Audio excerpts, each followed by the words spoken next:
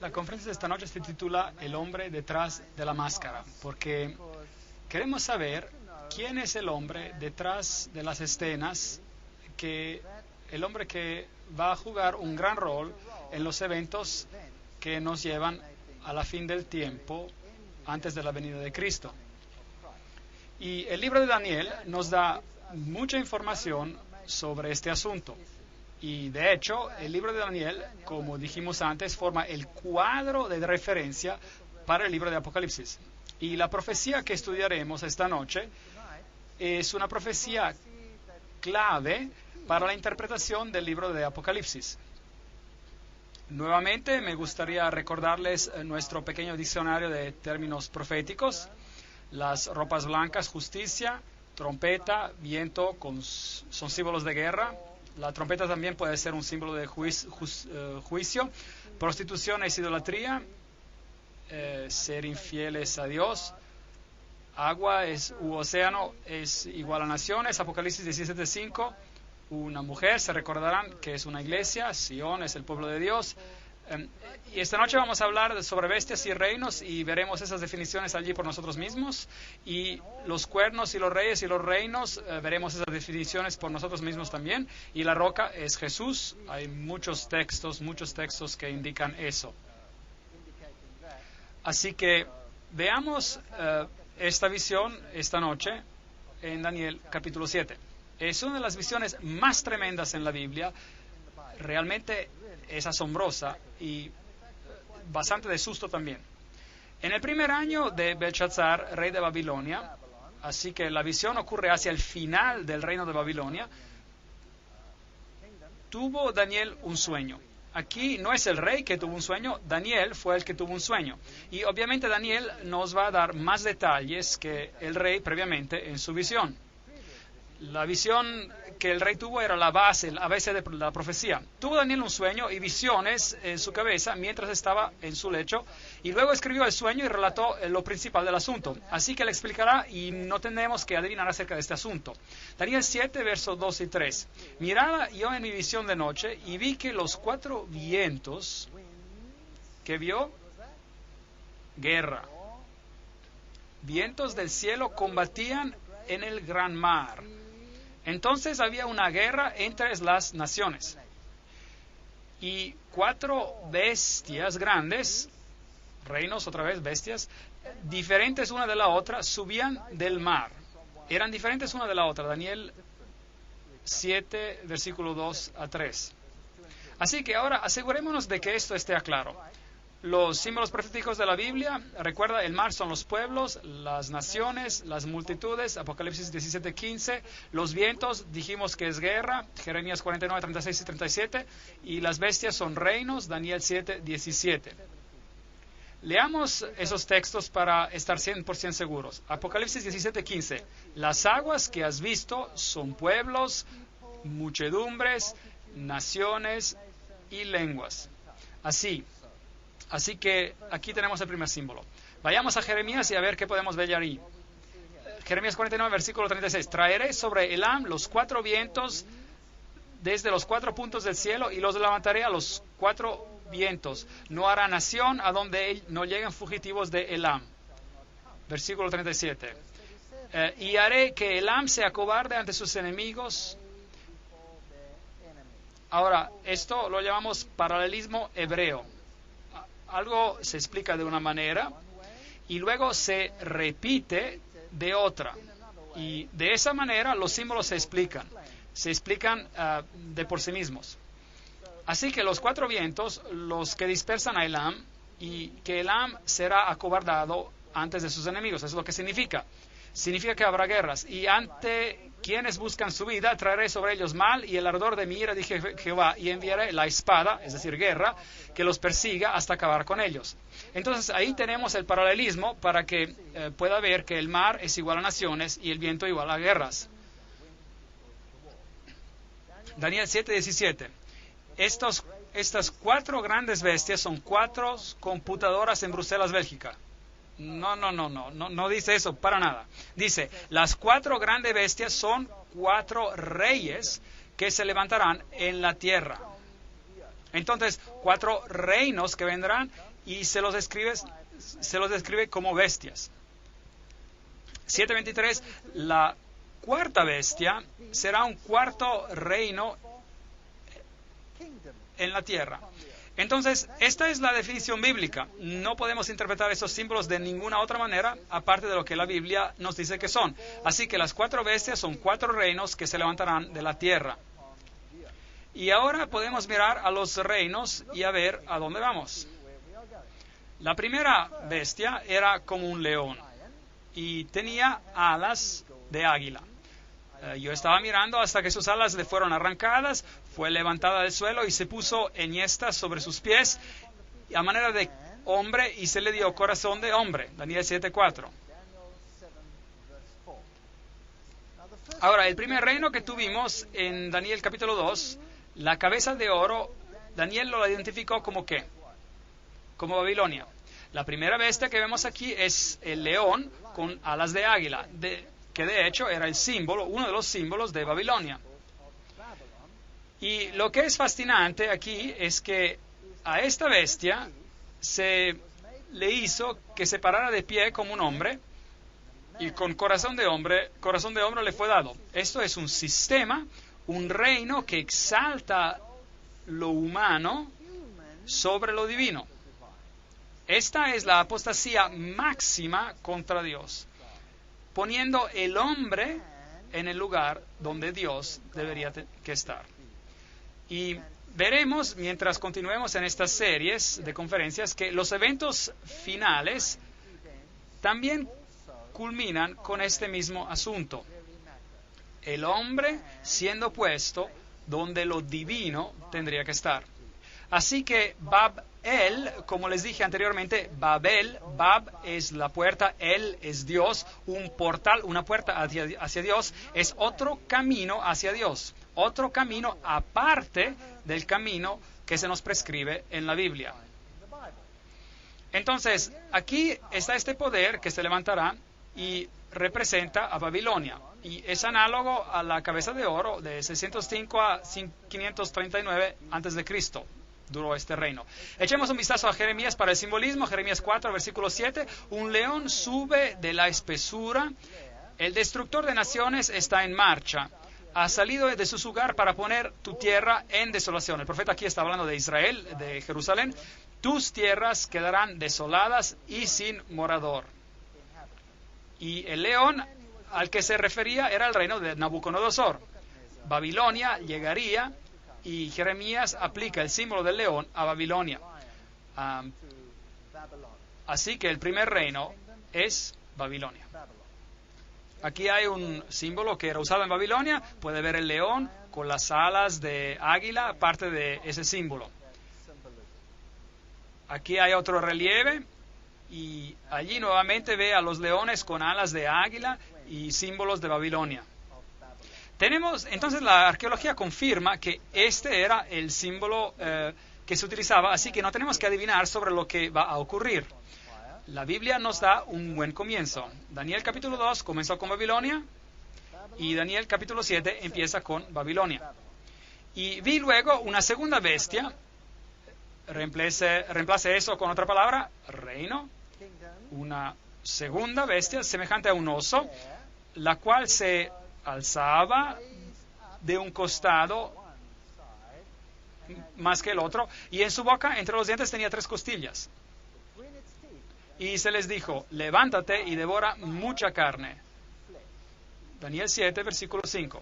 Entonces, esta bestia vendrá y devorará la carne del que vino previamente, hará guerra y reemplazará el primer reino. Y tenía 3 costillas, y un lado era más alto que el otro. Ahora, ¿cuál fue el siguiente reino en Daniel capítulo 2? Fue Medo-Persia. Ahora, tenemos un poco más de detalles aquí. Los medos y los persas eran de yugo desigual. Primero los medos eran los prominentes y estaban más elevados, por así decir, y después los persas llegaron a ser más elevados o lo equivalente en el poder. Entonces no eran iguales en su poder. Así que el siguiente reino que se levantó fue Medo-Persia. Las 3 costillas en su boca. Hubo 3 guerras mayores asociadas con esa conquista. Entonces los medo-persas representan, aquí hay una analogía con los brazos y pecho de plata, y ellos reinaron de 539 hasta 331 a.C. Y aquí están las conquistas que ellos hicieron. Una en Lidia, al norte, conquistando esas porciones del imperio de Babilonia, y otra conquista fue dirigida a Babilonia misma, y la tercera a Egipto, y básicamente ellos conquistaron todo el reino entero de Babilonia con estas 3 conquistas, presentando a las 3 costillas en su boca. Daniel 7, versículo 6. Después de esto miré, y otra semejante a un leopardo, con 4 alas de ave en sus espaldas. Y esta bestia tenía 4 cabezas y le fue dado dominio. Eso es fascinante. Daniel 7, versículo 6. El siguiente reino que llegó, por supuesto, era el reino griego. Y aquí se describe como un leopardo. ¿Recuerdan los animales? Hay un león, hay un oso y ahora hay un leopardo. Y las 4 cabezas asociadas con esta bestia. ¿Cuántas cabezas en la primera? Una cabeza. ¿Cuántas cabezas en la segunda bestia? Una cabeza. Ahora 4 cabezas en esta bestia. Asunto interesante. Después de esto vi otra bestia semejante a un leopardo, el cual tenía en su espalda 4 alas de ave. La bestia también tenía 4 cabezas y dominio le fue dado. Entonces, el siguiente reino que vino era Grecia, 331 hasta 168 a.C. Y cuando Grecia había alcanzado el punto más alto de su poder, Alejandro el Magno murió después de una noche de borrachera, demoró un tiempo y después murió. Y el reino después fue dividido en 4. Los 4 generales, Lisímaco, Casandro, Ptolomeo y Seleuco. Esa era la división del reino griego en 4. Fascinante.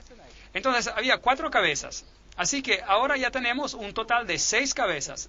El león, el oso, más las 4 cabezas hacen 6. Después de esto, Daniel 7, versículo 7, después de esto miraba yo en las visiones de la noche y vi la 4ª bestia, espantosa, terrible y en gran manera fuerte, la cual tenía unos grandes dientes de hierro. ¿Se acuerdan del símbolo del hierro? ¿Dónde lo encontramos? En Daniel capítulo 2, y era un símbolo del imperio romano. Aquí tenemos el mismo símbolo. Devoraba y desmenuzaba, pisoteaba las sobras con sus pies. Aquí está este poderoso imperio, a nivel político el más poderoso de los 4, y destruiría y devoraría con sus pies. Y hay algo muy interesante acerca de esto. Daniel 7, versículo 7. Era muy diferente de todas las bestias que había visto antes de ella. Y tenía 10 cuernos. Bueno, no hay un número de cabezas mencionadas aquí, así que suponemos que tiene solo una cabeza con 10 cuernos. Entonces, si cuentas todas las cabezas de las bestias en Daniel capítulo 7, ¿cuántas cabezas tenemos? Tenemos 7 cabezas. 7 cabezas. Ahora, la bestia que encontraremos en el libro de Apocalipsis tiene 7 cabezas. Y la bestia en el libro de Apocalipsis con las 7 cabezas también tiene todos los componentes de las bestias mencionadas aquí en Daniel capítulo 7. Así que tenemos que saber lo que representan cada una de estas cabezas y qué filosofías están asociadas con esos periodos de tiempo. Ahora, esta bestia en particular era también diferente de todas las bestias que había visto ante ella y tenía 10 cuernos. Ahora, los 10 cuernos, como vimos en las definiciones, también serían reinos. Versículo 24 dice, los 10 cuernos significarían que de aquel reino se levantarían 10 reyes. Entonces, de Roma, 10 reinos se levantarían. Y tras ellos se levantará otro. Entonces, después de que los 10 se levantaron, después de que Roma se dividió en 10, otro reino se levantaría, el cual será diferente de los primeros y derribará a 3 reyes. Bueno, esto es fascinante. Así que la cuarta bestia se divide en 10, pero todavía permanece básicamente la misma bestia que se divide en 10. Y de esta bestia, de entre la división de los 10, viene otro poder. Y él es el que añade el aspecto diferente. ¿Está claro? Es lo que el texto dice. El cual será diferente de los primeros. Entonces Roma será diferente de las otras a causa de ese cuerno o reino. ¿Y por cuánto tiempo reinará? Hasta que los últimos días lleguen y el juicio sea dado a los santos. Eso es mucho, mucho tiempo. Entonces Roma reinó desde el 168 a.C. hasta el 476 después de Cristo. Y se dividirá en 10. ¿Y cuántos dedos había en la profecía anterior? 10 dedos. Y aquí encontramos los 10 nuevamente. Dividido en 10. Otro se levantará después de ellos. Y él será diferente. Y el sistema duraría ¿por cuánto tiempo? Hasta la llegada del anciano de días. Increíble, por mucho, mucho tiempo. Estamos hablando aquí de un tiempo muy, muy largo. Roma reinó desde el 168 a.C. hasta el 476 después de Cristo y luego fue dividida. Entonces tenemos exactamente la misma secuencia. Tenemos el león representando la cabeza de oro. Luego tenemos el oso representando los brazos y pecho de plata. Tenemos este leopardo con 4 cabezas representando la cadera de bronce. Y luego tenemos la terrible bestia representando las piernas de hierro. Y luego los 10 dedos que se dividen en 10. Y también este cuerno que será diferente porque otro se levantará después de ellos, como hemos dicho. Entonces eso es lo que tenemos hasta aquí. Daniel capítulo 7 versículos 19, 20 y 23. Entonces tuve el deseo de saber la verdad acerca de la cuarta bestia, que era diferente de todas las otras. Espantosa en gran manera, que tenía dientes de hierro y unas uñas de bronce. Así que había un elemento de bronce en la cuarta bestia. El bronce es un componente muy importante. De hecho, el imperio griego fue básicamente incorporado por Roma. La filosofía griega estaba a la base del imperio romano. Y de hecho, cuando Roma se dividió en 2 piernas, una era el imperio bizantino y la otra era el imperio de Occidente, y el imperio era gobernado por Constantinopla, y fue allí donde la filosofía abundaba, la filosofía griega. La filosofía griega era la filosofía de esos tiempos. Entonces, allí está el elemento de bronce, uñas de bronce, y que agarraban. Y más tarde, es interesante saber que encontraremos esas uñas otra vez. Y devoraba y desmenuzaba y pisoteaba las sobras con sus pies. Daniel quería saber acerca de esta cuarta bestia terrible. La cuarta bestia, se nos dice en el versículo 23, será un cuarto reino en la tierra, el cual será diferente de todos los otros reinos, y a toda la tierra devorará. ¿Cuánto de la tierra? Toda la tierra. Trillará y despedazará. Ahora, tomó Roma en su forma original. ¿Tomó toda la tierra? ¿Sí o no? No. No. ¿Y qué hay de China, Japón y las Filipinas o Australia o Suráfrica o los Estados Unidos o Suramérica? ¿Y qué hay acerca de esas áreas? ¿Gobernó Roma sobre esas áreas, sí o no? Obviamente que no. Pero acuérdese de que la profecía no dice que Roma se acaba como reino. La profecía dice que Roma se dividió en 10 y que otro reino se levantará después de estos 10 y que reinará ¿hasta cuándo? Hasta los últimos días. Hasta que el anciano de días viene. Hasta que viene el anciano de días. Así que la profecía todavía puede ser cumplida en ese contexto. ¿Tiene sentido? Ok, muy interesante esto. Entonces aquí tenemos a este poderoso imperio romano, y eso es lo que la Biblia dice, habría estos reinos. Y los 10 cuernos se levantarían, 10 reinos que representan a los 10 dedos, desde el año 476 hasta la segunda venida de Cristo. Estos poderes, de alguna manera, continuarían. Y el pequeño cuerno, después de él, se levantaría más tarde. El reino sería el elemento diferente en la bestia, y él reinaría hasta que el anciano de días llegara. Versículo 2, Daniel capítulo 2, versículo 44. Se recuerda que hablamos acerca de los 10 dedos, que son el equivalente de los 10 cuernos. En los días de estos reyes, el Dios del cielo levantará un reino que no será jamás destruido, ni será el reino dejado a otro pueblo.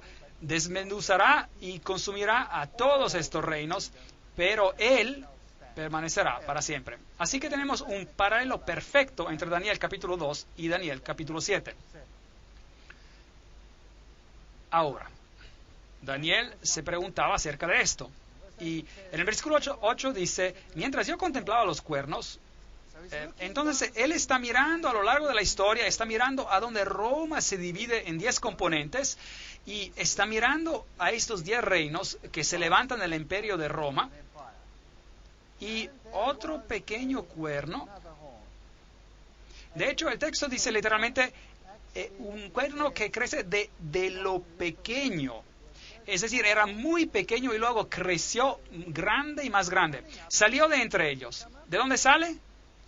De entre ellos. Bueno, así que este pequeño cuerno sale de entre los 10. Es muy importante, porque este pequeño cuerno es el hombre de la máscara, detrás de la máscara. Y este pequeño cuerno sale en medio de entre de los 10. Entonces los 10 reinos están ya allí, y luego él sale de entre de ellos. Entonces, ¿qué clase de poder es este? Tiene que ser un poder europeo, porque los 10 cuernos salieron del imperio occidental de Roma. Así, tendríamos que buscar este pequeño cuerno, por ejemplo, en Medio Oriente, ¿sí o no? No. ¿Podemos buscar por este pequeño cuerno en los Estados Unidos de Norteamérica, por ejemplo? No. ¿Dónde vamos a tener que buscarlo? Allí de donde supuestamente tiene que levantarse. Él tiene que levantarse de entre los 10. Él crece, se levanta de entre los 10, y los 10 están todos allí cuando él se levanta. Note, y delante de él fueron arrancados 3 cuernos de los primeros. Entonces, a causa de este poder, 3 cuernos tuvieron que ser removidos. ¿Tiene sentido? Vamos a sacar 3. ¿Y quién los está arrancando? ¿O como consecuencia de quién serán removidos? De este poder. Esto es muy importante que acertemos todo esto de manera muy exacta, porque no queremos cometer un error. Este cuerno tenía ojos como de hombre y una boca que hablaba con gran insolencia. ¿Dónde encontramos este simbolismo antes? Este simbolismo sobre el hombre. ¿En Babilonia? ¿Se acuerdan? ¿Lo encontramos en Babilonia? Aquí está el mismo simbolismo. En este poder, donde el hombre una vez más se elevará más arriba del Altísimo y tomará el lugar del Altísimo. Este es otro Babel, otro portal del cielo o al cielo. El hombre exaltándose más allá de lo divino, con palabras ostentosas, hablando contra Dios. Bueno, ahora vamos a tener algo de historia. Él se levanta de la división del Imperio Romano, una vez de que esté dividido en 10, entonces solo después él hace su aparición. 3 de ellos le fastidian y son eliminados bajo su influencia, y luego se levanta él como un hongo, diríamos, y pone lo humano más arriba de lo divino. Eso es lo que dice. Eso es lo que dice el texto. Los 10 cuernos significan que de aquel reino se levantarán 10 reyes y tras ellos se levantará otro. Aquí está. Una pregunta. ¿Se levanta del remanente del Imperio Romano o del remanente del Imperio Griego? Del Imperio Romano. Imperio Romano. No se olvide de esto. La piedra también golpeó los pies y golpeó ¿a qué imperio? ¿El Imperio Romano o griego? El Imperio Romano.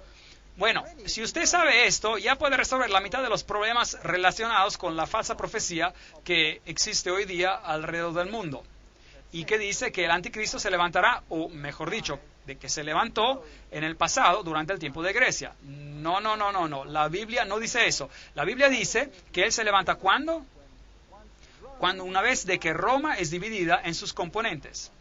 Eso es lo que la Biblia dice. Y gobierna hasta que el anciano de días llega. ¿Ya está entre nosotros este poder?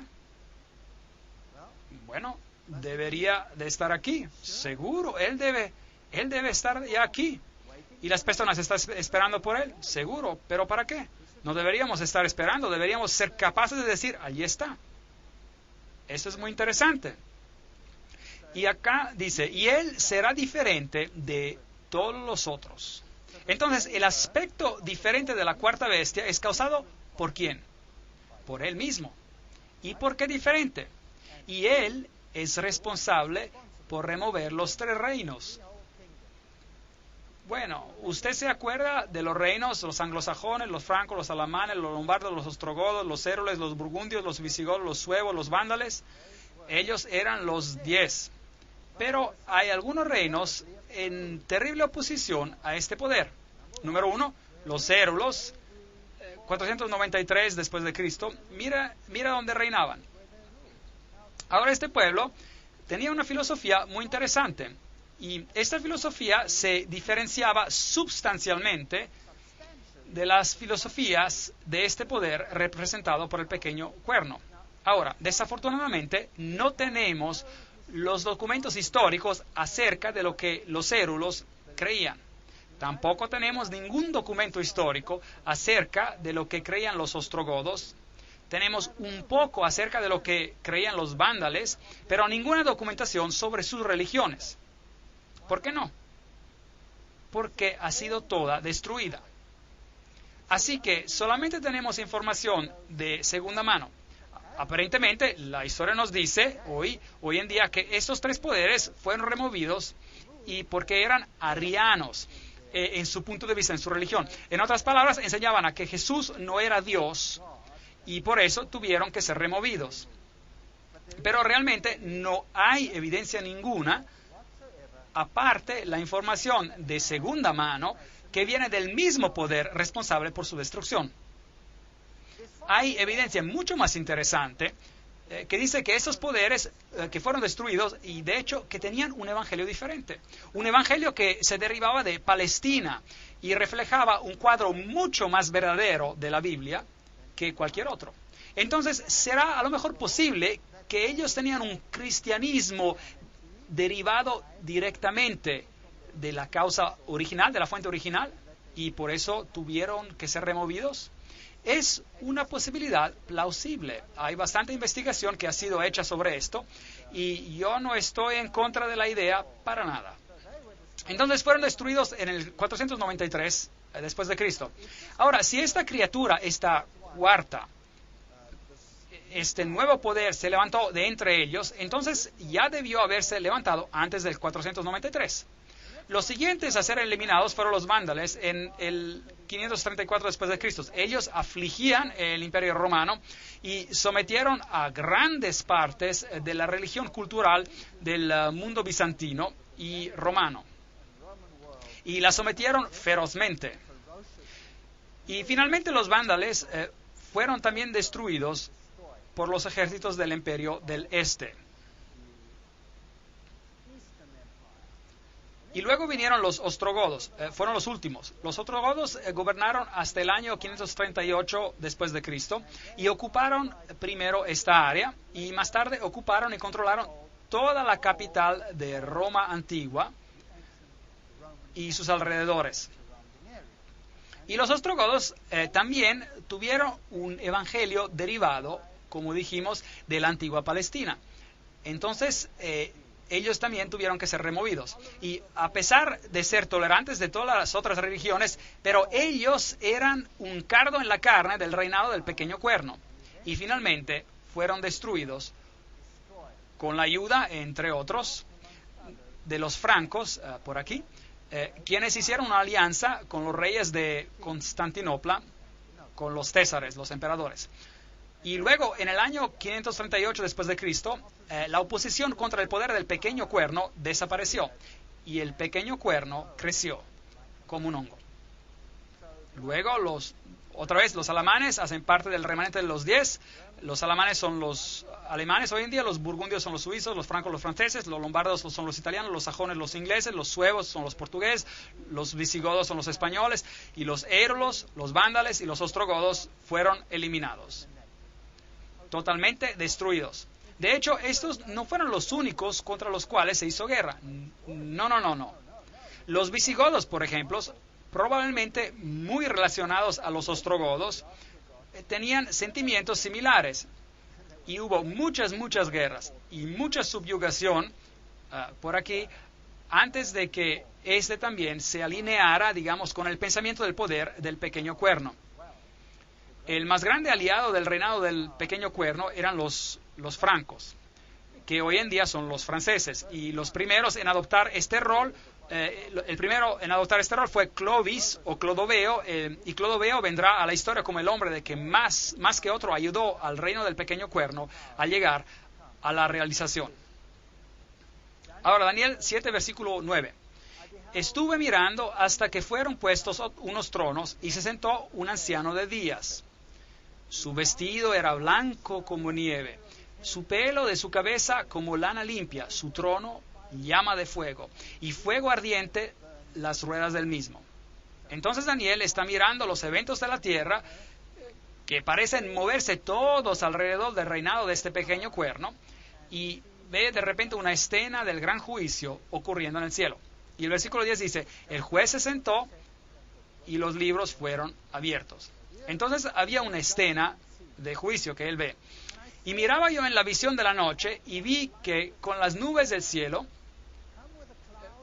eso es un acrónimo por los ángeles, veremos eso más tarde en una conferencia, veniendo en las nubes del cielo, venía uno como un hijo de hombre que vino hasta el anciano de días y lo hicieron acercarse delante de él. Versículo 13. Entonces, esta no es la venida de Cristo a la tierra, esta es la escena que ocurre en el cielo, mientras el poder del pequeño cuerno domina aquí en la tierra. Entonces, el juicio está listo para empezar en el cielo. Y le fue dado a este hijo del hombre dominio, gloria y reino para que todos los pueblos, naciones y lenguas lo sirvieran. Su dominio es dominio eterno que nunca pasará y su reino es uno que nunca será destruido. Versículo 14. Así que tenemos un contraste aquí. Por un lado tenemos un reino establecido en la tierra y su poder y su sede se encuentran con el cuerno pequeño. Y por otro lado, del otro lado tenemos un juicio que está ocurriendo donde todo el poder será dado a Cristo. Así que tenemos a dos poderes opuestos uno al otro. Cristo, el vencedor al final, y el anticristo, trabajando uno contra el otro. Uno estableciendo un reino sobre esta tierra y el otro estableciendo un reino eterno que nunca será destruido. Y después recibirán el reino de los santos del Altísimo lo recibirán y poseerán el reino hasta el siglo eternamente y para siempre. Daniel 7, versículo 18. Hermoso simbolismo, muy poderoso. Ahora, echemos un vistazo a las referencias de Pablo sobre el hombre de pecado. En 2 de Tesalonicenses, capítulo 2, versículos de 1 a 10, Pablo describe cuándo este poder del anticristo, se levantará. Y dice, con respecto a la venida de nuestro Señor Jesucristo y nuestra reunión con Él, os rogamos, hermanos, que no os dejéis mover fácilmente de vuestro modo de pensar, ni os conturbéis, ni por espíritu, ni por palabra, ni por carta, como si fuera nuestra, en el sentido de que el día del Señor está cerca. Ve, algunos estaban enseñando hasta en los días de Pablo de que la venida del Señor estaba cerca. Y algunos predicaban de que Cristo ya estaba reinando. Y Pablo dice, no. Hay cosas que primero deben pasar. Así que el día de Cristo todavía no está aquí, les dice. Nadie os engañe de ninguna manera, pues, es decir, la venida del Señor, pues no vendrá sin que antes venga la apostasía. Así que primero la iglesia tiene que entrar en apostasía y que, dice Pablo, y que se manifieste el hombre de pecado, el hijo de perdición. Solo 2 hombres en la Biblia son llamados hijos de perdición. Solo 2. Uno es el hombre de pecado y el otro era Judas. Ahora, ¿cómo traicionó Judas a Jesús? Por un beso. Lo traicionó por un beso. Ustedes ven, Judas pretendía ser aún uno de ellos y él traicionó a Jesús. El otro poder, ¿cree usted que quizás también va a pretender ser uno de ellos y va a traicionar a Jesús con un beso? ¿Piensa que esto sea posible y que se haga de manera más extensa? Entonces, que nadie os engañe de ninguna manera, dice Pablo, pues no vendrá sin que antes venga la apostasía de la iglesia, y que se manifieste el hombre del pecado y el hijo de perdición, el cual se opone y se levanta contra todo lo que se llama Dios o es objeto de culto, tanto que se sienta en el templo de Dios como Dios, haciéndose pasar por Dios. Entonces, aquí hay un poder que se asume, un poder de gran presunción. De hecho, este poder va a decir, yo soy otro Dios en esta tierra. Y la salvación es por medio de mí. Pero este poder va a ser un poder sutil, que funciona como funcionó Judas, exactamente como lo hizo Judas. Y este es el espíritu del anticristo, el cual vosotros habéis oído que viene, y que ahora ya está en el mundo. Primera de Juan 4, versículo 3. Entonces, pensemos en este momento. Si el espíritu del anticristo ya estaba en el mundo en los tiempos de Juan, y si Pablo nos dice, vendrá una apostasía y luego este hombre de pecado será manifestado, entonces este hombre de pecado ha estado entre nosotros desde esos tiempos. Así que ya vimos que no pudo haber salido del imperio griego, porque sale del cuarto imperio, y tampoco puede venir en algún tiempo futuro de una tribu de Palestina. ¿Correcto? ¿Están de acuerdo conmigo? Bueno, si esto es correcto, entonces todo el cristianismo debe estar equivocado sobre este asunto. Porque la mitad del cristianismo enseña que el anticristo vino en el pasado y su nombre era Antíoco Epifanes el cuarto y él era un rey griego. No, la Biblia dice que sale de la cuarta bestia, de hecho después de la decadencia de la cuarta bestia y su división en 10. Y la otra mitad del cristianismo enseña de que el anticristo vendrá en el futuro después del rapto secreto. Aquí hay un problema, porque entonces este poder no tiene nada que ver con la historia cristiana. Pero aquí se nos dice que ya estaba en el mundo, actuando de manera secreta en la iglesia cristiana primitiva. Así que ninguna de esas dos posiciones puede ser correcta. Pablo continúa, ¿no os acordáis de que cuando yo estaba todavía con vosotros os decía esto? Y ahora vosotros sabéis lo que lo detiene, a fin de que a su debido tiempo se manifieste. Entonces, algo está deteniendo este poder para que se levante, algo está deteniendo este poder. Ya está en acción el ministerio de la iniquidad, así que este poder, este misterioso poder de iniquidad ya estaba actuando en el mundo en los tiempos de Pablo, es lo que dice acá el texto. Así que no es un poder futuro que solo vendrá en los tiempos finales. No, ha estado aquí todo el tiempo. Solo que hay quien al presente lo detiene, hasta que él a su vez se ha quitado de en medio. O leamos la versión castellana que dice, como también os hablé de un poder que le impide manifestarse y que no se lo permitirá mientras no llegue el momento oportuno. Entonces, había un poder deteniendo el pequeño cuerno para que no se manifestara. Y Pablo les había dicho quién ese poder era. Recuerden que les dije estas cosas, pero Pablo no lo menciona aquí en la carta. Y entonces se manifestará aquel impío a quien el Señor matará con el espíritu de su boca y destruirá con el resplandor de su venida.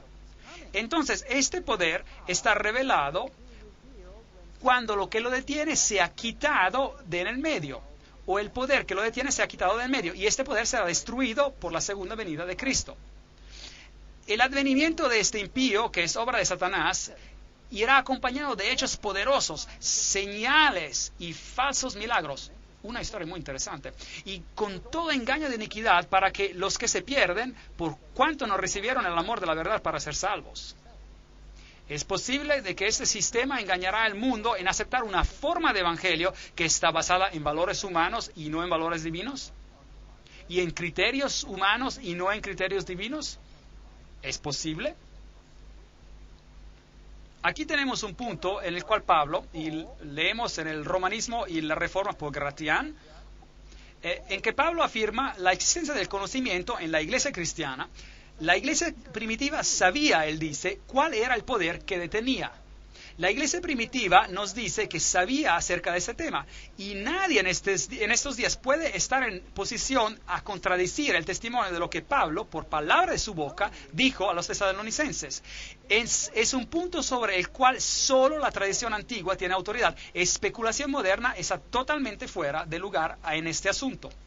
Hoy las personas están diciendo, bueno, ¿qué pudo haberlo detenido? Quizás el Espíritu Santo deteniéndolo. ¿Por qué lo detendría el Espíritu Santo? Había un poder deteniéndolo y cuando ese poder es removido, el anticristo se levanta y él permanece hasta que el Señor venga. Entonces, ¿qué sabían los padres de la iglesia, pues?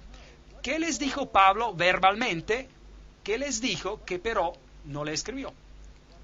Bueno, vamos a ver a los padres de la iglesia primitiva. Tertuliano, en la Resurrección, apologista cristiano del 200 a.C., dice: aquel que ahora detiene debe detener hasta que sea quitado de en medio. ¿Qué obstáculo hay sino el Estado romano y su debilitamiento siendo disperso en 10 reinos introducirá al anticristo?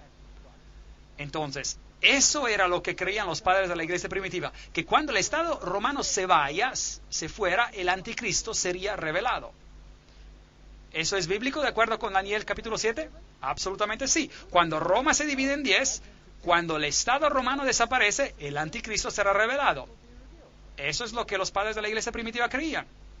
Aquí hay otro padre, Juan Crisóstomo. Homilia a la segunda de Tesalonicenses 2. Él era el obispo de Constantino en 390 y dice: solo hay uno que impide ahora hasta que él sea quitado del medio. Es decir, cuando el imperio romano sea quitado del medio, entonces él, el anticristo, vendrá. Aquí hay otro, Edward Elliot, que escribe un comentario sobre el Apocalipsis en 1862 y dice: tenemos el testimonio concordante de los primeros padres, desde Ireneo, el discípulo de San Juan, hasta Crisóstomo y Jerónimo, y ellos sobreentendían que ese poder era el poder imperial que gobernaba y residía en Roma. Entonces es algo simple: cuando Roma cae, el anticristo vendrá. Mientras los césares mantuvieron el poder imperial, era imposible que el predicho anticristo se levantara. A la caída de los césares, se levantaría. Aquí, otra fuente.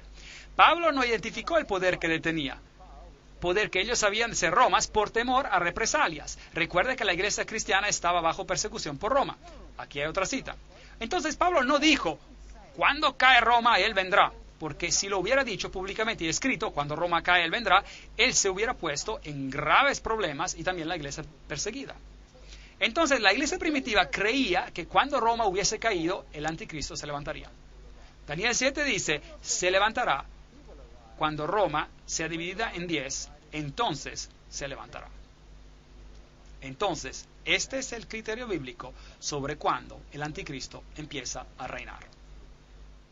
Ahora hablaremos acerca del reino de este pequeño cuerno. Hemos aprendido hasta ahora que él se levantará ¿cuándo?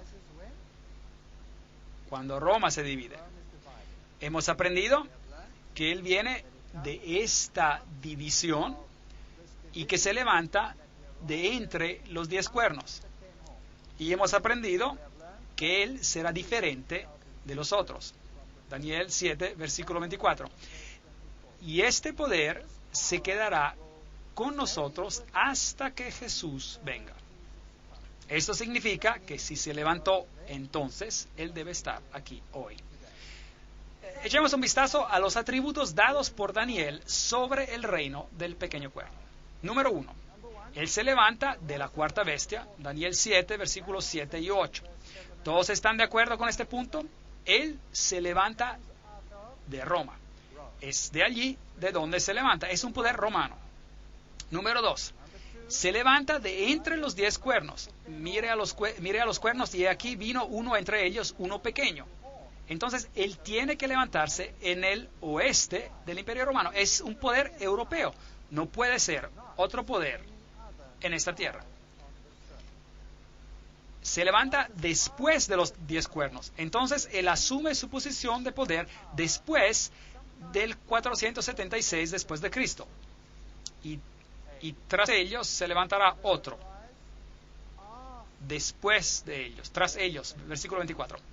Y es diferente, punto número 4, de los otros cuernos, el cual será diferente de los primeros.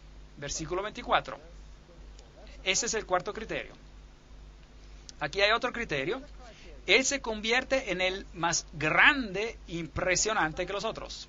Este cuerno sería más impresionante que los otros. Versículo 20. Aquí hay un poder que se convierte en más grande que los otros reinos. ¿Y saben qué? No tendría que ser tan difícil ver lo que la Biblia está diciendo. Incómodo, seguro, pero no tan difícil. Este poder arranca 3 reinos, ante el cual había caído 3. Versículo 20. Este cuerno tenía ojos como de hombre y una boca que hablaba palabras contra el Altísimo.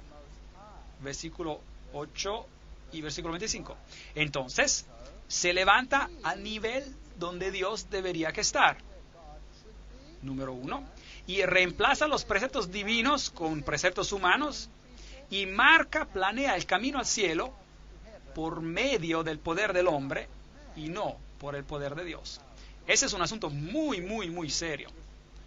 Y habla gran insolencias contra el Altísimo. Veremos esto después. Y luego él hará guerra contra los santos y quebrantará los santos. Versículo 25. Entonces este poder debió ser un poder perseguidor que peleó contra aquellos que decían que la salvación es solo por medio de Dios. Y luego otro criterio. Él cambiará los tiempos y la ley. Versículo 25. Pensará en cambiar los tiempos y la ley. Es fascinante esto. Y ahora, ¿sobre qué tiempos y qué leyes usted piensa de que Dios se preocuparía? ¿Estaría Dios preocupándose por las leyes humanas de poca importancia? No. Debe ser una modificación de la ley divina. Y los tiempos tendrán que ser tiempos que Dios ha establecido. Por ejemplo, Dios estableció el tiempo. Y fue la tarde y la mañana del primer día. Y fue la tarde y la mañana del segundo día. De tarde a tarde se medían los días. Así fue al comienzo. Luego habían fiestas y festivales y los tiempos que fueron establecidos. ¿Podría cambiar este poder todo esto? Fascinante. Ese es el criterio número 9, dado en el libro de Daniel. Daniel es muy preciso. Y este poder reinará y serán entregados en sus manos hasta tiempo, tiempos y medio tiempo. Tiempo, tiempos y medio tiempo. 3 años y medio proféticos. Vamos a hablar sobre esto después. Fascinante, versículo 25. Y devorará toda la tierra. La cuarta bestia será diferente y a toda la tierra devorará. El componente diferente de la bestia devorará toda la tierra y la trillará y la despezará. ¿Incluye esto a los Estados Unidos de América?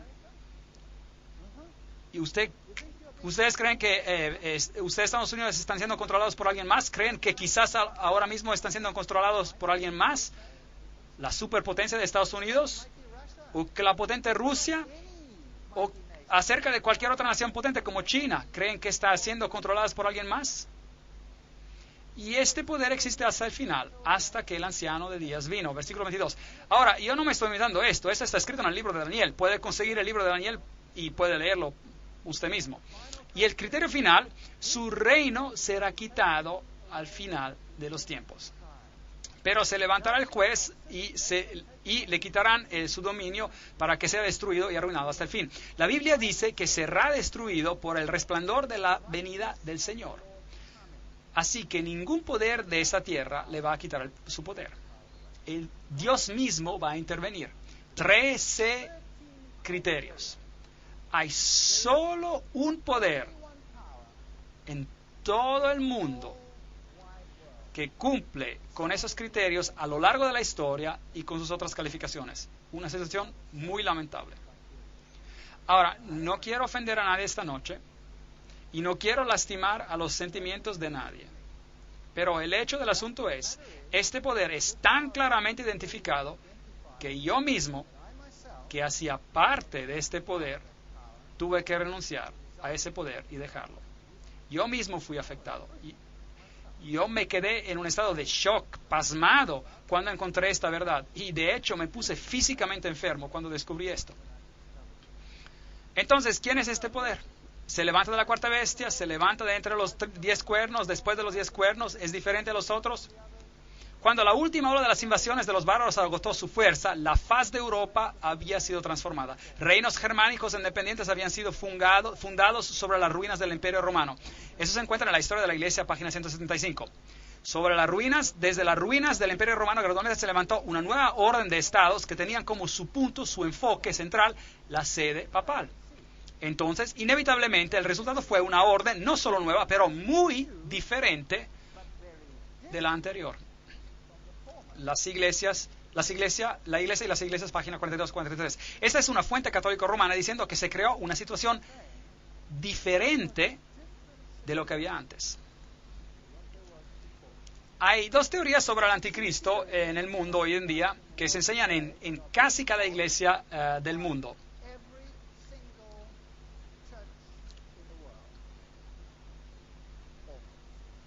Una es de Rivera y la otra es de Alcázar. Ahora, ¿qué enseñaron estos hombres? Ellos enseñaron lo que se llama el preterismo y el futurismo. El preterismo enseña que el anticristo vino en el pasado, en los tiempos de los griegos, y el futurismo enseña que él vendrá en el futuro después de que la iglesia cristiana sea quitada de por en medio. Y ambas estas doctrinas no son bíblicas, porque ambas violan a Daniel capítulo 7, Daniel capítulo 8 y a todo el libro de Apocalipsis. Esas enseñanzas violan cada principio bíblico, todos los principios bíblicos. ¿Y quién eran Rivera y quién era Alcázar? Bueno, los dos eran jesuitas. Entonces, estas eran doctrinas promulgadas en el mundo después de la Reforma por la Iglesia romana misma, para quitar el énfasis de sobre el papado y ponerlo en dos direcciones diferentes. El historiador C.C. Eckhart dijo: cuando el Imperio Romano fue desintegrado y su lugar había sido quitado por un número de rudos reinos bárbaros, la Iglesia Católica Romana no solo ganó independencia del Estado sobre asuntos religiosos, pero dominaba también sobre los asuntos seculares. El papado y los asuntos mundiales, página 1. Entonces, aquí hay un cuerno, un reino que se convirtió en más grande e impresionante que los otros y los dominó. ¿Correcto? El historiador Thomas Hobbes dice: si una persona considera el origen del gran dominio eclesiástico, fácilmente ella percibirá que el papado no es más que el fantasma del Imperio Romano difunto, sentado y coronado sobre la tumba de él mismo.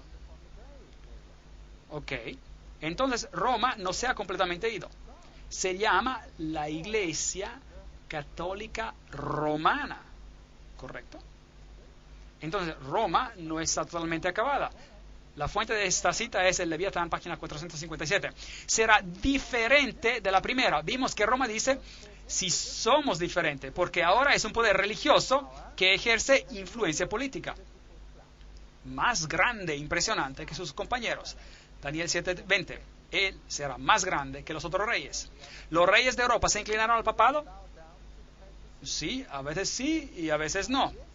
Y si no, se inclinaban, pues al final fueron subyugados y tuvieron que inclinarse. A la larga tuvieron que venir como Federico de Alemania, que tuvo que pararse descalzo en la nieve, esperando por un indulto para que se le regresara su reino.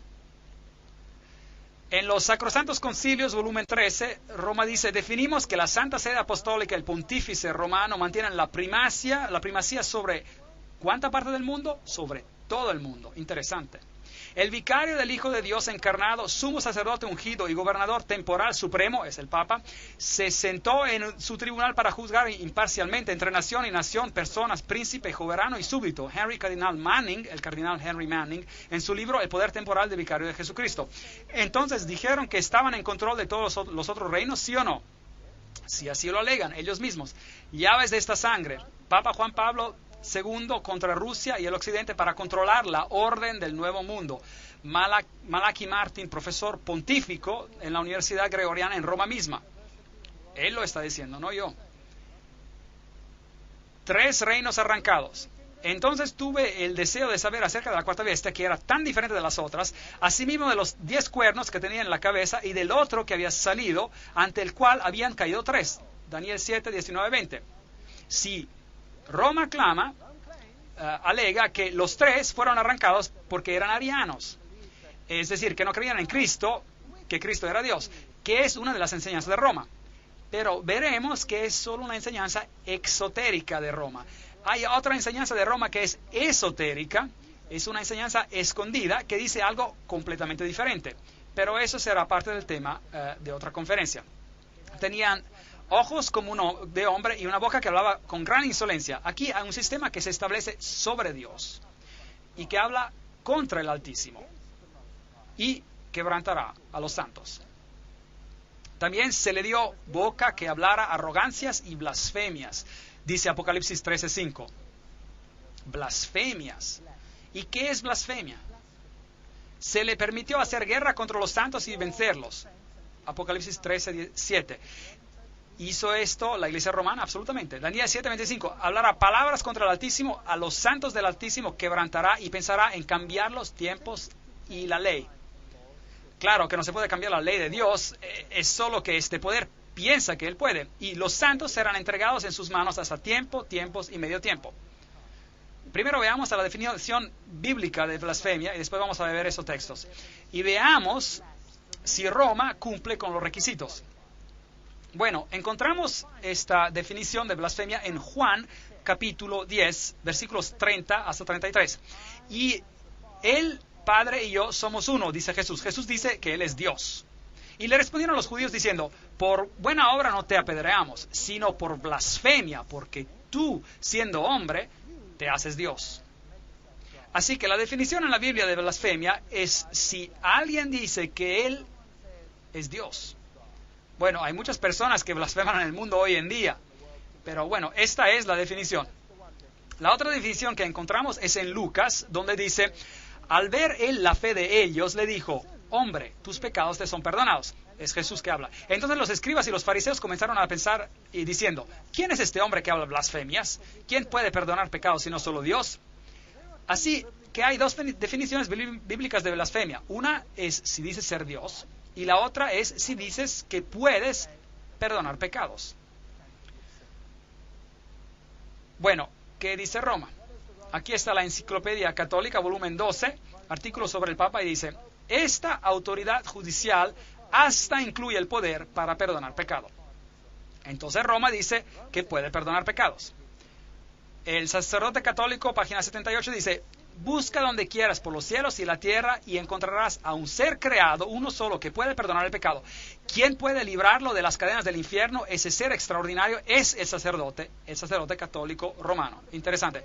Tú eres un sacerdote eterno, dice el obispo que lo ordena. Él ya no es un hombre, un hijo de Adán pecador, pero un alter Christus, otro Cristo. Eso es interesante. Otro Cristo en el lugar de Jesucristo, en griego es anticristos, es decir, anticristo, en el lugar de Cristo. Para siempre un sacerdote del Altísimo, con poder sobre el Altísimo. Esto es serio. Decir que tú tienes más poder de Dios. El Papa no solamente es el representante de Jesucristo, pero él es Jesucristo mismo, ocultado en el velo de la carne.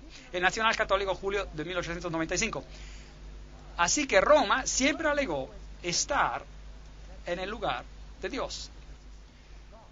Dios mismo está obligado a atenerse al juicio de sus sacerdotes y de no perdonar o perdonar, de acuerdo, según si ellos, los sacerdotes, rehúsen o den absolución. La sentencia del sacerdote precede y Dios la suscribe. Dignidades y funciones del sacerdote, volumen 12, páginas 27. Increíble. Así que la Iglesia Católica dice quién está salvo y quién está perdido. Y Dios no tiene elección.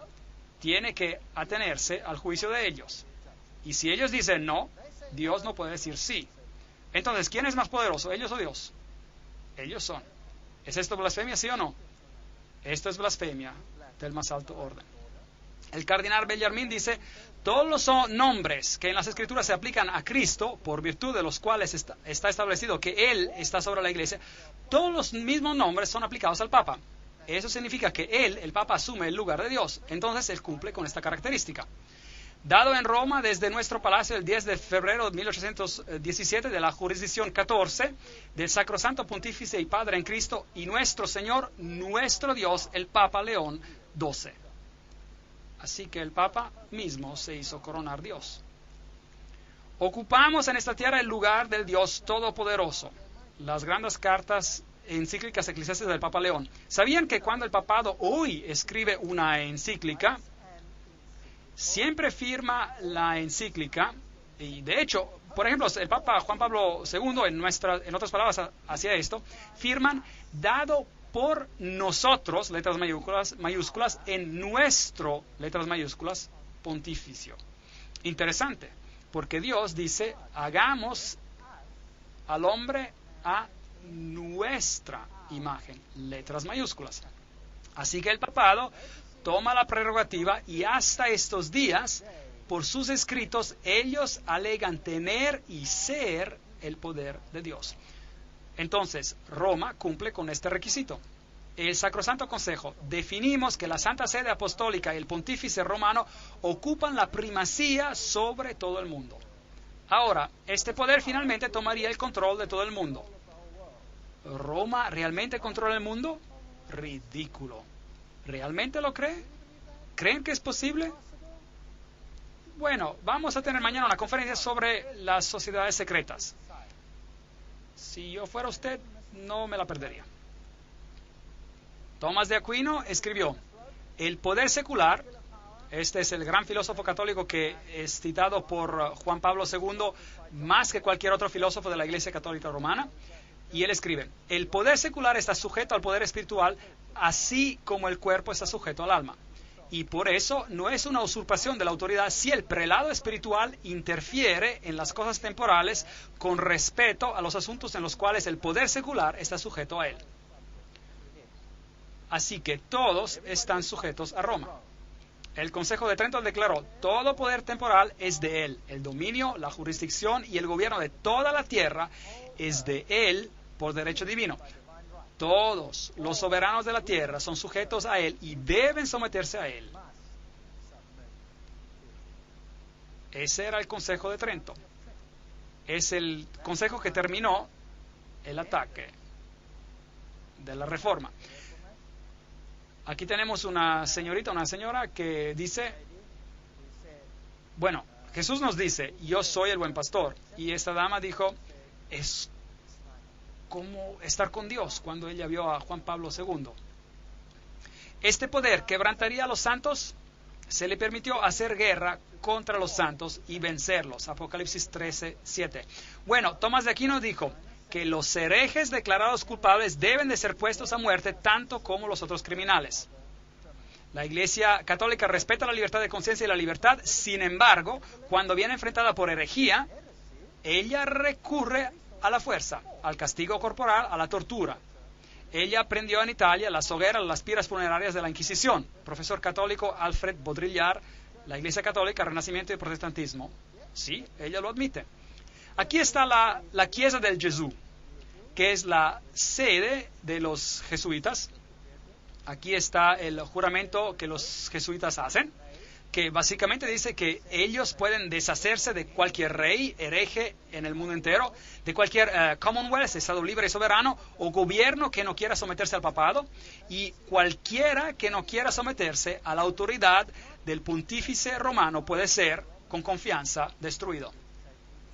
Así que la Iglesia gobernó como una mujer gobernando sobre reyes, y es así como ella se ha descrito a lo largo de toda la historia.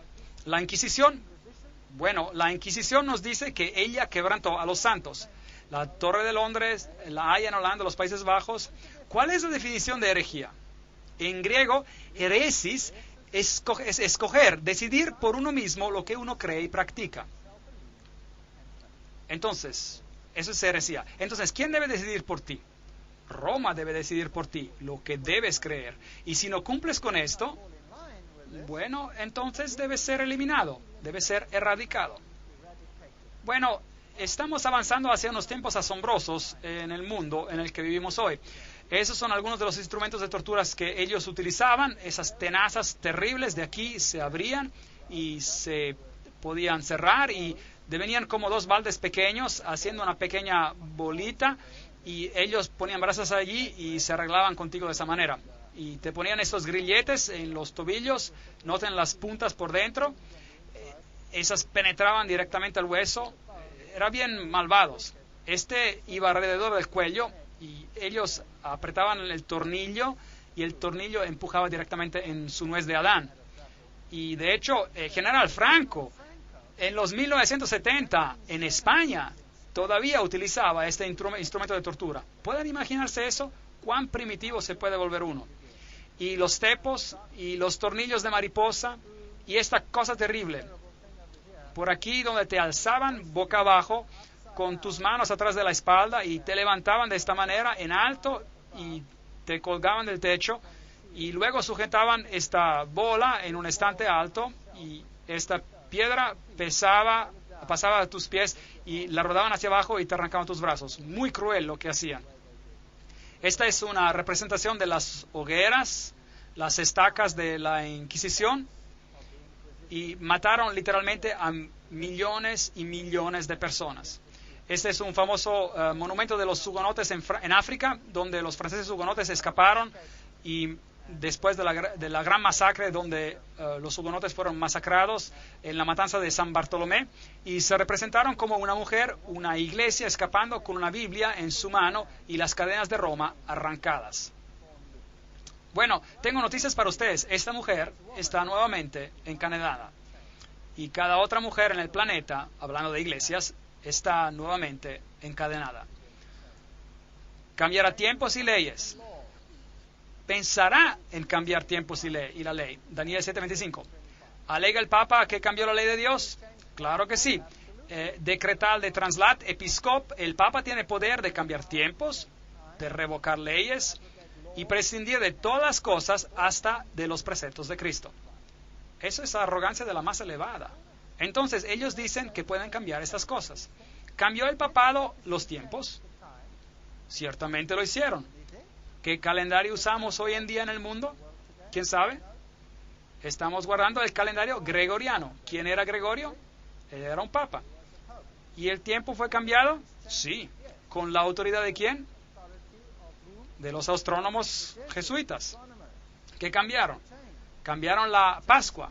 Movieron la fiesta de la Pascua para que estuviera conforme a la fiesta de Ishtar. De hecho, en inglés la fiesta hasta la llamaron así, Easter de Ishtar, la fiesta de Pascua. Y por eso, mientras que el Pasch, como se llamaba la Pascua entre los primeros cristianos, era celebrado de acuerdo a la nueva luna, y la Pascua hebrea podía tomar lugar en cualquier día de la semana, dependiendo de cuándo la nueva luna aparecía. Entonces el papado cambió esto y siguió el simbolismo de los saduceos, que estaban formados en Alejandría en la enseñanza oculta, y mudaron la fiesta conforme a la fiesta de Ishtar. Y ahora la Pascua cae solo en un domingo y nunca coincide con la Pascua original. Es posible, con el calendario que tienen, que en algún momento de la historia pueda coincidir con la Pascua original. Y entonces, ¿qué decreto hace el papado? Si ocurre que la fiesta cae en el día de la Pascua original, entonces el papado cambia la fiesta de una semana para que como quiera caiga en un domingo. Entonces, ella cambió los tiempos y las fiestas, no cabe duda. También, desde esos tiempos, estamos marcando los días de medianoche a medianoche y no de atardecer a atardecer. Y luego la Iglesia ha revocado leyes y prescindido de todas las cosas hasta de los preceptos de Cristo. El Papa puede modificar la ley divina, prompta biblioteca. ¿Quién le da el derecho al Papa de modificar la ley de Dios? Los 10 mandamientos, así como fueron originalmente dados por Dios en las primeras tablas: no tendrás dioses ajenos delante de mí. Luego hay este gran mandamiento que dice: no adorarás a ídolos. Y luego no tomarás el nombre de Dios en vano. El mandamiento del sábado es muy prominente ahí. Y luego tenemos los mandamientos dictando la relación entre hombre y hombre. Honra a tu padre y a tu madre, no matarás, no cometerás adulterio, no robarás, no darás falso testimonio y no codiciarás. Aquellos son los mandamientos como están en la Biblia. Si tomas el catequismo católico, verán que el segundo mandamiento ha sido removido: no tendrás otros dioses. Y no harás, y dice, él podrá cambiar leyes. Claro, él dice: yo soy el Señor tu Dios, no tendrás dioses extraños ante mí, no tomarás el nombre del Señor tu Dios en vano. Así que el segundo mandamiento ya no existe, y este se ha movido a un mandamiento más arriba. Acuérdate del sábado para santificarlo, pero ¿qué hicieron con eso? Veremos eso en un momento. Y por eso solo tienen 9 mandamientos, y para obtener el 10º, toman el mandamiento número 10 sobre codiciar, y lo dividen en 2. No codiciarás la esposa de tu prójimo y no codiciarás los bienes de tu prójimo. Muy fascinante. Recuerda que el original aquí dice: no codiciarás la casa de tu prójimo y no codiciarás la esposa de tu prójimo. Así que dieron la vuelta a la secuencia. ¿No es eso fascinante? Hasta tienen el descaro de cambiar la secuencia del mandamiento, y como si tuvieran derecho de hacerlo. La Enciclopedia Católica dice: la Iglesia, después de cambiar el día de descanso del sábado judío o el día séptimo de la semana al primero, hizo que el tercer mandamiento se refiriera al domingo, porque ya el segundo había sido sacado, como el día de guardar santo, como el día del Señor. Enciclopedia Católica. Entonces cambiaron los tiempos, hasta el día de adoración, que era el día séptimo, fue cambiado al primer día de la semana. Mateo 5:17 dice: no penséis que he venido a abolir la ley y los profetas. No he venido a abolir, sino a cumplir, a vivir los mandamientos en su vida, dijo Jesús. Aquí está el Convert's Catechism of the Catholic Doctrine, el catequismo del convertido sobre la doctrina católica en inglés, y a página 50 dice: pregunta, ¿cuál es el día sábado? Respuesta: sábado es el día de reposo. La Iglesia Católica está bien consciente de ello. Lo saben. Pregunta: ¿por qué observamos el domingo en vez del sábado? Respuesta: observamos el domingo en vez del sábado porque la Iglesia Católica, en el Consejo de la Odisea, transfirió la solemnidad del sábado al domingo. Entonces, ¿cambió ella tiempos y leyes, sí o no? Sí, ella lo hizo. Tiempo, tiempos y medio tiempo. ¿A qué se refiere eso? Y serán entregados a sus manos hasta tiempo, tiempos y medio tiempo, los santos. Si tiene una Biblia moderna, dirá 3 años y medio. Ahora, los años proféticos son diferentes de los años normales. Un año, en sentido profético, tiene 360 días, porque el año hebreo tiene 360 días. Así que 360 por 2, 720, medio tiempo, medio año, 180, sumarlos daría 1260 días proféticos. Ahora, eso se convierte en 1260 años literales. Solucionemos esto.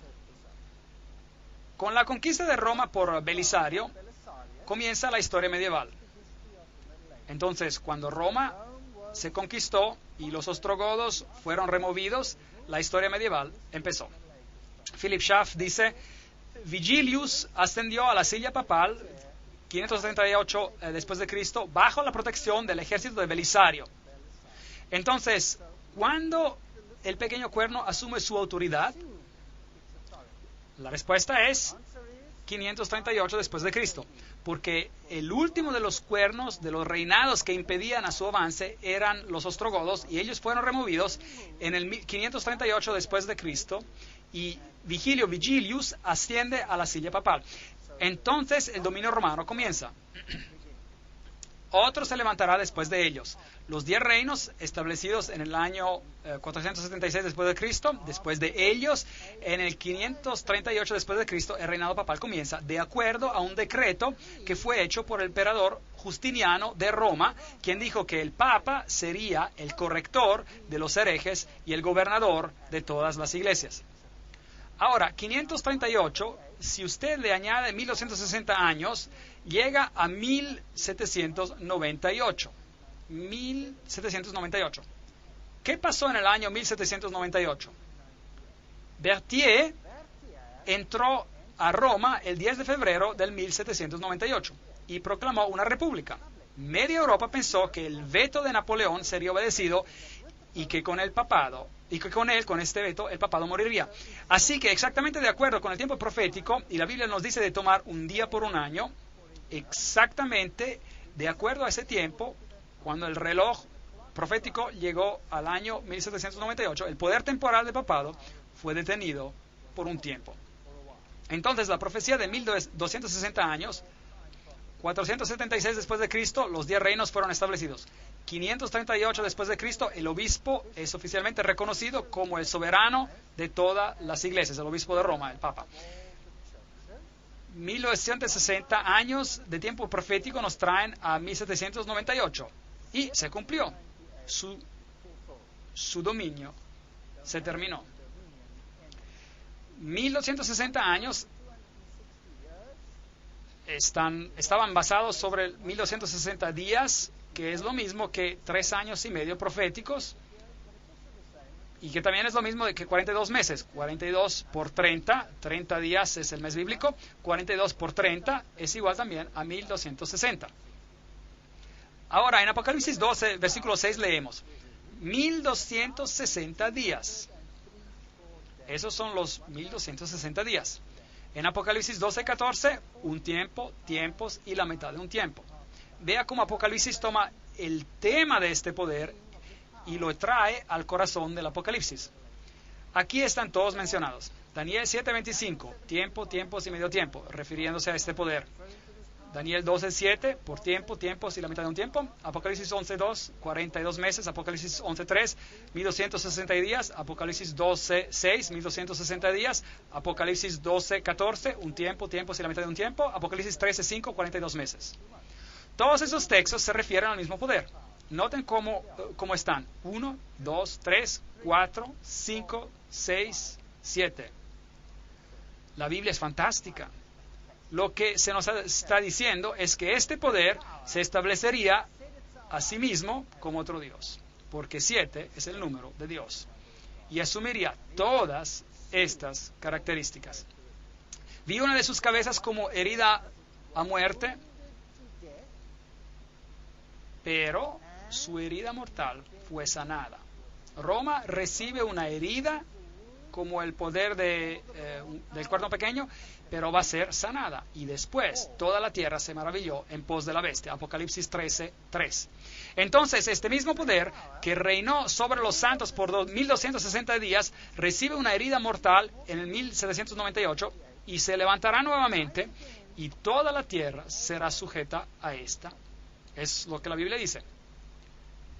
También se le dio autoridad sobre toda tribu, pueblo, lengua y nación. Apocalipsis 13:7. ¿Esto incluye a los Estados Unidos? ¿Esto incluye a mi país? Sí los incluye. Ronald Reagan y el papado hicieron una alianza santa.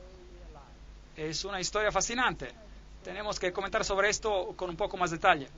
Así que hasta el poderoso Estados Unidos se ha sujetado a este poder. Aquí tenemos una foto simbólica entre Gorbachev y el papado. Esta es la poderosa Unión Soviética en esa etapa, saludando y reconociendo ese poder. Es una gran idea, una nueva orden mundial donde diferentes naciones son unidas en una causa común. Solo los Estados Unidos tienen esa fuerza moral y los medios para realizarla. En el Consejo Vaticano II, esto fue en 1962, el documento dice, es nuestro deber poner en acción cada músculo para lograr el tiempo cuando toda guerra será completamente prohibida por consentimiento internacional. Ese es el Consejo Vaticano II.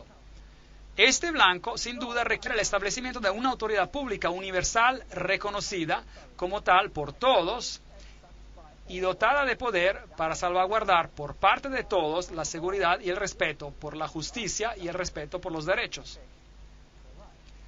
Papa Pablo VI escribió en una sección titulada Hacia la autoridad mundial eficaz, escribió: esta colaboración internacional en una escala mundial requiere instituciones que la preparen, que la coordinen, que la dirijan, hasta que finalmente haya un establecimiento de una orden de justicia que sea reconocida universalmente.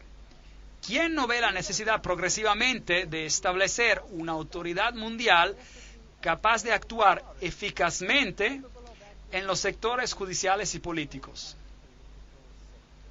Fascinante. ¿Y quién fue coronado soberano sobre todo el mundo? Este mismo hombre. Fascinante. Juan Pablo, superestrella. Maastricht, la Europa unida. ¿Qué tiene el mundo que decir acerca de esto? ¿Por qué tiene el Parlamento de Europa esta construcción? Una construcción muy interesante. Vamos a darles toda una conferencia sobre esta situación interesante en Europa y sobre lo que significa. ¿Qué dijo George W. Bush acerca de este poder? El 22 de marzo él dijo: la mejor manera de honrar al Papa Juan Pablo II, verdaderamente un gran hombre, es de tomar su enseñanza seriamente, es de escuchar sus palabras y poner sus palabras y sus enseñanzas en acción aquí en América. Este es un desafío que debemos aceptar. Entonces, ¿quién está sujeto a quién aquí? ¿Quién está sujeto a quién? En 1991 el Papa hizo un llamamiento por una nueva orden mundial. Bueno, ¿cuál fue su discurso del nuevo año este año? Él tuvo solo un mensaje y dijo: es tiempo de establecer una autoridad a nivel mundial ahora mismo. Ese fue su pedido. Él visitó a las Naciones Unidas y él habló por parte de todas las religiones del mundo entero. Ahora, por favor, noten que eso incluye el budismo, el hinduismo, el shintoísmo, el zoroastrismo, el protestantismo y el catolicismo y todos los demás. ¿Hay un plan? Y Gorbachev dijo: debemos ayudar a Juan Pablo II porque él tiene razón en su pedido por una nueva orden mundial. Dijo Gorbachev cuando el Papa habló en las Naciones Unidas en su aniversario de 50 años. Bueno, ¿usted piensa que sea posible que Roma pueda hacer este poder, que el Vaticano pueda hacer este poder, pero sin duda el Vaticano parece como un poder noble, cristiano, tratando de implementar los valores correctos en el mundo. ¿No parece así? Recuerde lo que la Biblia dice sobre el hombre de perdición. Judas parecía uno de ellos, pero él traicionó a Jesús con un beso. Aquí está el poder que parece uno de ellos, pero podría simplemente traicionarlo con un beso. Tendremos que examinar los secretos de las sociedades secretas para saber de qué se trata en todo esto. ¿Qué enseñaron los reformadores sobre este poder? Muchos grandes cristianos de los tiempos de la Reforma y post-Reforma compartían esta visión de la verdad profética e identificaban al anticristo con el papado romano. Entre ellos, los que compartían esta interpretación, había los valdenses, los husitos, Wycliffe, Lutero, Calvino, Zwingli, Melanchthon, el teólogo bautista Juan Hill, los mártires Cranmer, Tyndale, Latimer y Ridley. Todos ellos dijeron que Roma era el anticristo. Veamos lo que dijo Martín Lutero. Lutero dijo: sé que el Papa es el anticristo y que su asiento es el de Satanás mismo. El papado representa una persecución general por orden del pontífice romano, con el propósito de hacer, caer y destruir almas. Es una declaración bien directa. Él nos rodeaba con las palabras en esos días. ¿Qué dijo Juan Calvino? Él dijo: llamamos al pontífice romano el anticristo. Interesante. ¿Qué dijo Juan Wesley? Él dijo: él es en el sentido más categórico el hombre de pecado, porque aumenta de toda manera de pecado por encima de cualquier medida. Eso dijeron los reformadores. ¿Qué dijo Juan Knox? Él dijo: el Papa debería ser reconocido como el mismo anticristo. Bueno, los reformadores no querían que nadie se olvidara. Así que en Nuremberg, en Alemania, la sede del protestantismo, en la alcaldía de la ciudad, tienen una escultura presentada sobre dos puertas. Y si mira por aquí, encontrará algo muy interesante. Encontrará la profecía de la cual hablamos esta noche. De un lado tenemos un león con alas de águila. Y tenemos un soberano al lado de él, y se nos dice, ¿quién es él? Es Nabucodonosor. Entonces, ¿quién dijeron los reformadores que era el león con las alas de águila? Babilonia. Si va al otro lado de la puerta, tenemos un oso con 3 costillas en su boca, y pusieron un rey al lado de él, un rey poderoso, para decirnos quiénes creían que representaba. ¿Y quién era este? Esta era Ciro el Grande. Entonces nos están diciendo que estos eran los medos y los persas. Los reformadores no rodearon palabras, lo pusieron en piedra. Usted puede ir a verlo hoy. Si va al otro lado, verá otra puerta, y es así como se ve. Y vayamos un poco más cerca. Hay un leopardo con 4 cabezas. ¿Y a quién pusieron al lado de él para decirnos quién creían que era ese poder? Alejandro el Magno. Entonces identificaron esta bestia con Grecia. Y al otro lado hay una bestia terrible con 10 cuernos, y tienen un emperador poderoso allí. ¿Y quién es él? Él es Julio César. ¿Y quiénes dijeron que era? Ellos dijeron que era Roma. Y luego por aquí tienen esta pequeña estructura saliendo de entre ellos, y tiene la cara de hombre, y tiene esta pequeña corona extraña. Y no dejaron misterio sobre la identidad de esta bestia. Dijeron que era Roma. ¿Quién enseña esto hoy todavía? Nadie. Nadie lo enseña. ¿Las iglesias cristianas lo enseñan? No lo hacen. De hecho, todas se han unido al movimiento ecuménico que dice: aceptamos nuevamente Roma como nuestro líder espiritual. Todas las denominaciones cristianas son parte del movimiento ecuménico, y todas ellas dicen: ponme de vueltas las cadenas. Qué triste. Nadie os engaña de ninguna manera, pues no vendrá sin que antes venga la apostasía y se manifieste el hombre de pecado, el hijo de perdición, el cual se opone y se levanta contra todo lo que se llama Dios o es objeto de culto, tanto que se sienta en el templo de Dios como Dios, haciéndose pasar por Dios. 2 Tesalonicenses 2, 3, 4. ¿Esto tiene sentido ahora? Claro que sí. Engañarán, si es posible, aún a los escogidos. Mateo 24:24. El vestido del cristianismo es tan perfecto que no vemos el centro del ocultismo detrás de esto. ¿Quién verdaderamente está en control aquí? ¿Quién está detrás de todo esto? ¿Qué poder está en Roma? ¿Quién es el Papa Negro? ¿Quién es Peter Hans Kulbenbach? Ahora, ¿quién es él? ¿Cuál es su papel en el mundo? ¿Le gustaría saber? Entonces hemos visto, él devorará toda la tierra. Esto significa que esta red de intriga debe ser esparcida por todo el mundo y él continuará hasta el fin. Y él está aquí ahora mismo. Pero su dominio será quitado en los tiempos finales. Ahora, no estoy diciendo que cualquier católico romano que no está consciente de lo que está en la Biblia es el anticristo. Estoy hablando acerca de un sistema aquí. Este es un sistema. Hay muchos buenos católicos romanos en la Iglesia Católica que adoran a Dios de acuerdo a su mejor conocimiento y de acuerdo a la conciencia que ellos tienen. Y Dios toma el conocimiento que ellos tienen y los juzga de acuerdo al conocimiento que ellos tienen.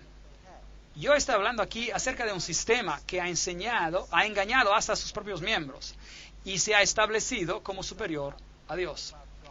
La Biblia dice, se sentará el juez y le quitará el dominio para que sea destruido y arruinado hasta el fin, y que el reino y el dominio y la majestad de los reinos pertenecerán ¿a quién?